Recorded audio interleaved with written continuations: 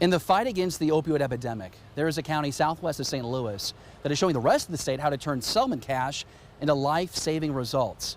As major metropolitans sit on tens of millions of dollars of unspent funds, in Franklin County, Union to be specific, there's work being done with its nationwide opioid settlement funds to create tangible recovery for a community hit hard by addiction. And at the front lines of this work, a nonprofit, Prevent Ed, a recovery program, who's showing its certified peer specialist program can be a regional blueprint.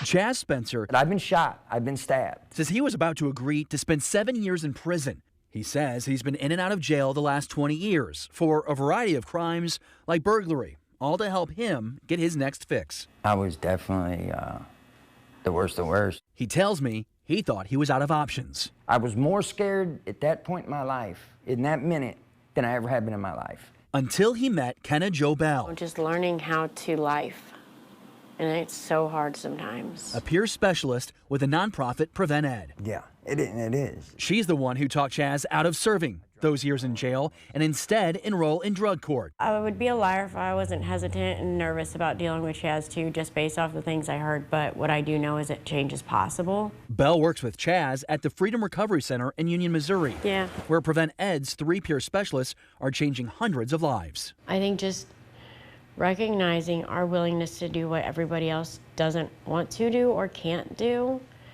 but has hope can change in, we do that. This program exists because of opioid settlement funds, a one-time windfall from pharmaceutical companies for overprescribing drugs. There is no words to express how proud of Chad I am. He is so important to me. To be a person who went from being like this criminal that everybody was like against, to see how amazing his heart is and his willingness to help other people. Bell got Spencer to enroll in a medicated assisted treatment program, secured him stable recovery housing. I have problems, that don't go away, but I've learned a better way to deal with it being in here, Provided structural support, helped him get his driver's license, and even drove him to his first job interview. They say in meetings that we're gonna love you till you learn to love yourself. I never really understood what that meant until that moment. I'm like that. I thought that was just talk. She believed and loved me when I didn't. And her belief gave me belief. We need to be able to support the whole continuum. Prevent Ed Executive Director Jenny Armbruster says her agency was quick to act, using opioid dollars as early as 2024 to support peer specialists, people she calls a critical lifeline. Particularly when we're talking about rural communities, we don't live in a utopia where there's just going to be an abundance of services for everyone. And so where peer supports can really operate and support people is to be that bridge between those gaps. With Missouri set to receive $900 million over the next 18 years, recovery advocates say Prevent Ed is demonstrating intentional investment that saves lives. Local data says things are changing. Overdose deaths in Franklin County are down 41%. Prevent Ed peer specialists have served 214 ongoing clients since January 2024. And 167 individuals supported by treatment court in 2026.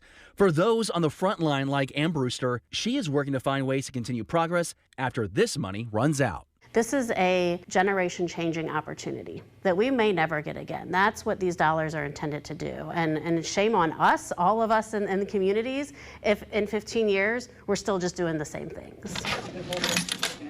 Over the last 18 months, First Alert 4 Investigates exposed counties sitting on millions of opioid dollars with no plan, expanding jails, and spending cash questionably. Our reporting triggering a state investigation. Despite recommendations from the state auditor, Jefferson City has yet to pass laws assigning state oversight, ensuring each dollar of this settlement money is spent as intended. Without this, I would be dead or in prison, 100%. No ifs, ands, buts about it. A lesson to stop doing the same things is paying off for Spencer. I want to go further. Who is in phase 5, the final of his program, and scheduled to graduate in December. I can be counted on, is what I like. While he gets ready to attend his 9-year-old daughter's elementary school open house. She thinks the world of me. For the very first time. And she thinks the world of me because of this place. As for what's next, the Franklin County Commissioners are evaluating Prevent Ed's request for $132,000 for 2027.